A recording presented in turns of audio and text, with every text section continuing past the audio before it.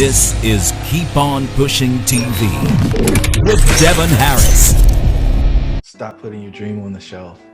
I think all of us have this thing that we're interested in doing or we want to do. I mean, you're an Olympian, right? Like you have this thing that you've been put on this earth to do, and most of us get told that that's not realistic. You can't do that. I mean, what's less realistic than a bobsledder from Jamaica, right?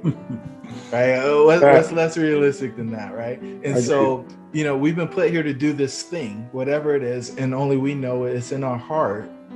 And what we do is we go do the more common path. We do something that's practical, but we're the only one that can do this thing, and I want them to go do it.